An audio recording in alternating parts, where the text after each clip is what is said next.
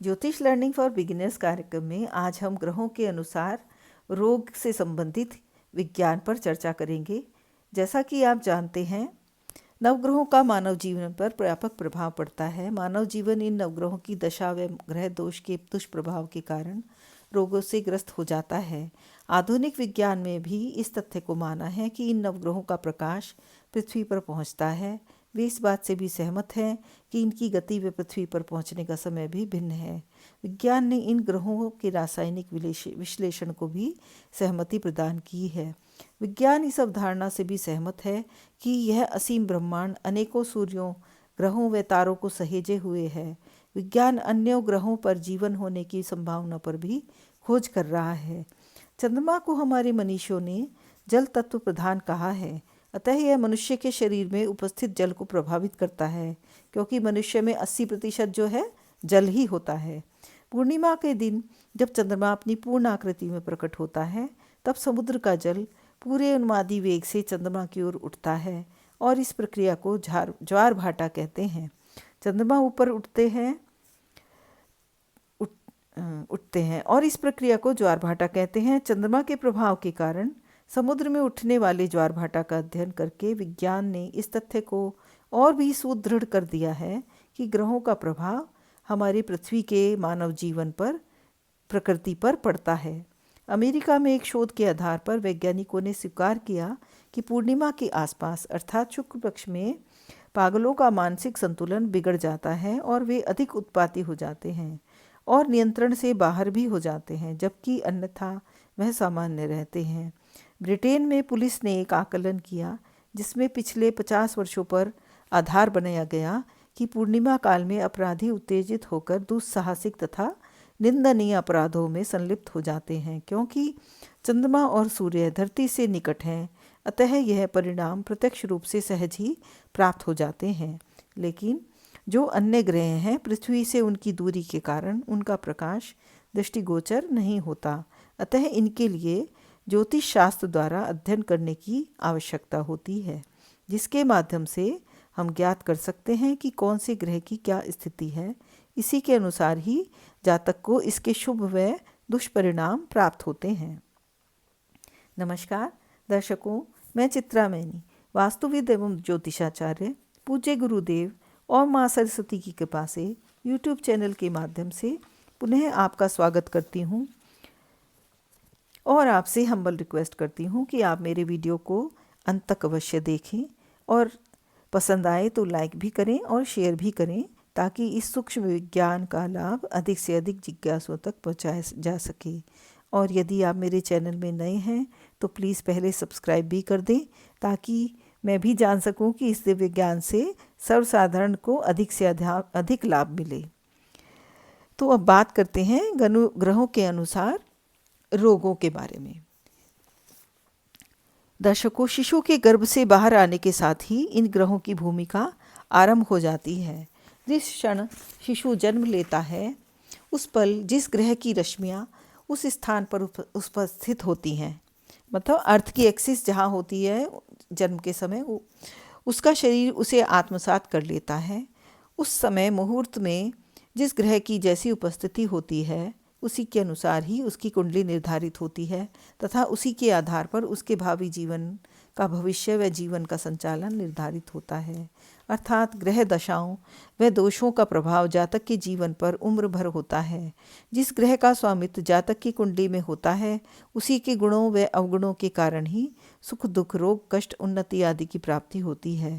ग्रह दोषों के कारण विभिन्न प्रकार के रोग उत्पन्न हो जाते हैं और एक कुशल ज्योतिषी जातक के जन्म से पूर्व भी यह घोषणा कर सकता है कि उस जातक को किस किस प्रकार की रोग होंगे या किस किस प्रकार से उसका शरीर जो है बलवान होगा। तो सबसे पहले बात करते हैं सूर्य ग्रह की। सूर्य तमोगुणी ग्रह है। इसका कुप्रभाव मनुष्य के मस्तिष्क अर्थात मानसिक रोग को प्रदान करता ही है, साथ ही शारीरिक विकृतियाँ भी देता है। मनुष्य के मस्तिष्क सहित शरीर का दायां भाग दुष्प्रभावित हो जाता है यदि सूर्य ग्रह कमजोर हो तो। यह सिर दर्द, ज्वर, महाज्वर, नेत्र विकार का कारक है। व्यक्ति अपना विवेक खो सकता है, शरीर में अकड़न भी आ जाती है। मुंह में हमेशा थूक बनता है रहता है। व्यक्ति को हृदय रोग हो सकता है तथा धड़कन कम या ज़्यादा होती रहती है। मुंह और दांतों में रोग हो जाते हैं। बेहोशी का विकार भी मनुष्य में आ जाता है। अब हम बात करेंगे चंद्र ग्रह की। यह जल तत्व प्रधान है, वह सतोगुणी है, जो मनुष्य की रक्त संचार को विशेष रूप से प्रभावित करता है। इसके कुप्रभाव से जल, कफ, कृष्णता, उदर रोग तथा विशेष रूप से स्त्री रोग उत्पन्न हो जाते हैं, क्योंकि चंद्रमा जो है स्त्री ग्रह होता है। जैसे मासिक धर्म का असमय होना, स्मृति कमजोर हो जाना, मिर्गी रोग हो जाता है। मानसिक रोगों में पागलपन की स्थिति भी बन सकती है। फेफड़े संबंधी रोग हो सकते हैं और बेहोशी की व्याधि लग जाती है। मनुष्य के शरीर का बायां हिस्सा, जिस तरफ दिल होता है, कुप्रभावित होता है और हृदय रोग हो जाता है। मानसिक तनाव बन जाता है। इससे मन में घबराहट बनी रहती है। मन में तरह तरह की शंकाएं व कुविचार आते रहते हैं। विशेषतः आत्महत्या का विचार आता जाता रहता है। जातक सर्दी जुकाम से हमेशा ही पीड़ित रहता है, यानी कि जिसमें चंद्रमा कमज़ोर हो तो उस जातक के बारे में ये रहता है कि उसे सर्दी जुकाम की समस्या तो आए दिन लगी ही रहती है। अब बात करते हैं मंगल ग्रह की। यह तमोगुणी ग्रह है और इसका विशेष अधिकार क्षेत्र मनुष्य का सिर है।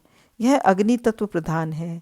इसके कुप्रभाव से रक्त संबंधी रोग जैसे रक्त अल्पता या अशुद्धि, उच्च रक्तचाप हो जाते हैं। नेत्र अंधता तथा वात रोग जैसे पित्त, वायु, गुर्दे में पथरी का प्रकोप हो सकता है। कर्ण रोग, त्वचा रोग जैसे खुजली, फोड़े, फुंसी, जख्म, चोट आदि से जातक पीड़ित रहता है। बार बार पेशाब आना, शरीर में कंपन होना भी इसी की देन है।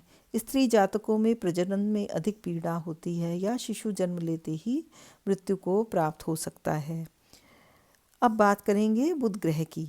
वैसे तो यह सात्विक गुण वाला ग्रह है तथा इसका अधिकार क्षेत्र मनुष्य की गर्दन व कंधा है। इसके शुभ प्रभाव से मनुष्य को व्यापार व लेन देन के कार्यों में निपुणता प्राप्त होती है तथा भाग्यवर्धन होता है। लेकिन इसके कुप्रभाव से फलस्वरूप मनुष्य की संभोग शक्ति का ह्रास होता है। खांसी, तुतलाहट का विकार आ जाता है और सूंघने की शक्ति क्षीण हो जाती है। समय से पूर्व ही दांत खराब होकर टूट जाते हैं। इस ग्रह का कुप्रभाव हृदय रोग, कुष्ठ रोग व आंत संबंधी रोग भी उत्पन्न करता है। अब बात करेंगे गुरु ग्रह या बृहस्पति ग्रह की। यह रजोगुणी ग्रह है। इसको कुप्रभाव से मनुष्य को मूत्राशय के रोग तथा फोड़ाफुंसी हो सकते हैं। कुंडली में गुरु शनि, गुरु राहु और गुरु बुध की युति में श्वास रोग, वायु विकार, फेफड़ों में दर्द, अस्थमा, दमा, श्वास रोग, गर्दन, नाक व सिर में दर्द रहता है। इसके अतिरिक्त पेचिश, पेट फूलना, कब्ज, रक्त विकार, हड्डियों में दर्द तथा जिगर का रोग भी हो जाता है। तो ये तो थे गुरु ग्रह से जनित रोग। अब शुक्र ग्रह की बात करते हैं। यह तमोगुणी ग्रह है तथा इसके दुष्प्रभाव से प्रमेह, मेद वृद्धि, कर्ण रोग के अतिरिक्त मुख्य रूप से वीर्य विकार हो जाता है, जिसमें वीर्य की कमी हो जाती है। यौन रोग उत्पन्न हो जाते हैं तथा काम इच्छा समाप्त हो जाती है। नपुंसकता व इंद्रिय रोगों से मनुष्य ग्रस्त हो जाता है। त्वचा संबंधी रोग हो जाते हैं। आंतों के रोग के साथ साथ गुर्दे के रोग भी हो जाते हैं। जातक के पांवों में तकलीफ होती है। जब ऐसा हो तो समझ लेना चाहिए कि शुक्र की दशा है। कई बार तो इसके कुप्रभाव के फलस्वरूप जातक का अंगूठा बिना रोग के ही बेकार हो जाता है। अब बात करते हैं शनि ग्रह की। यह तमोगुणी ग्रह है। हमारी पौराणिक कथाओं में इस ग्रह के कुप्रभाव के विषय में विस्तार पूर्वक वर्णन किया गया है कि इसकी दशा में कोई भी नहीं बच पाया। इसके कुप्रभाव के फलस्वरूप मनुष्य उन्माद से ग्रस्त रहता है। कनपटी की नसों में दर्द रहता है तथा सिर की नसों में तनाव बना रहता है। चिंता व घबराहट तो जीवन चक्र का हिस्सा ही बन जाते हैं। समय से पूर्व आंखें कमज़ोर हो जाती हैं तथा भवों के बाल झड़ जाते हैं। सिर के बाल भी झड़ने लगते हैं। फेफड़ों में सिकुड़न आने लगती है। सांस लेने में तकलीफ होती है। रक्त अल्पता के साथ साथ रक्त में दुर्गंध आने लगती है। उदर रोग हो जाते हैं तथा पेट फूलने की समस्या विकराल रूप से सामने आ जाती है। तो शनि के कृपा से तो भगवान शंकर भी नहीं बचे, तो इसमें आम आदमी के तो क्या ही कहने। राहु, यह तमोगुणी व क्रूर ग्रह है। इसका जातक के पैरों पर अधिकार रहता है। इसके दुष्प्रभाव के कारण इससे मनुष्य में मस्तिष्क विकार, अनिद्रा, मानसिक तनाव, पागलपन जैसे रोग उत्पन्न हो जाते हैं। मस्तिष्क में पीड़ा व दर्द बना रहता है। नाखून अपने आप टूटने लगते हैं। इस ग्रह की दशा के कुप्रभाव से कोई भी ऐसा रोग हो जाता है जो मनुष्य की मृत्यु का कारण भी बन सकता है। केतु ग्रह, केतु ग्रह भी राहु की भांति तमोगुणी व क्रूर है। इसके कुप्रभाव से मनुष्य को अशुभ भावनाएं, भयानक स्वप्न, दुर्घटना, जलाघात, चर्म रोग, कर्ण रोग, बहरापन, रीढ़ की हड्डी व घुटनों में दर्द जैसे रोग घेर लेते हैं। इसके अतिरिक्त मूत्र रोग, सिर के बाल झड़ना तथा शरीर की नसों में कमजोरी जैसे विकार भी आ जाते हैं। लिंग विकार आ जाता है तथा संतानोत्पत्ति में रुकावट भी आ जाती है। आज तक चिकित्सा विज्ञान, आयुर्वेदिक विज्ञान, यूनानी विज्ञान, होम्योपैथी विज्ञान व प्राकृतिक चिकित्सा विज्ञान यह बताने में सक्षम नहीं है कि रोग क्यों होते हैं और कब होंगे। कोई भी अच्छा डॉक्टर बीमारी का इलाज कर सकता है, लेकिन कोई भी हकीम भी बीमारी को ठीक कर सकता है, लेकिन आने वाले समय में ऐसा कौन सी बीमारी मनुष्य को कब होने वाली है इसके बारे में कोई भी जानकारी डॉक्टर नहीं दे सकता। लेकिन इस बीमारियों को खोजने के लिए हमारे ऋषि मुनियों ने भगवान के आशीर्वाद से ज्योतिष विज्ञान को खोजा, जिसकी सहायता से हम मनुष्य के जीवन में आने वाले समय में क्या बीमारी हो सकती हैं उसकी संभावनाओं की जानकारी मनुष्य के जन्म के साथ ही प्राप्त कर सकते हैं। तो दर्शकों, आज हमने ग्रहों के अनुसार होने वाले रोगों के बारे में व्यापक चर्चा की, जिसका आपको अवश्य लाभ मिलेगा। आशा करती हूँ कि आपको मेरा यह प्रयास पसंद आया होगा। यदि हाँ, तो प्लीज़ इसे लाइक भी करें और शेयर भी करें।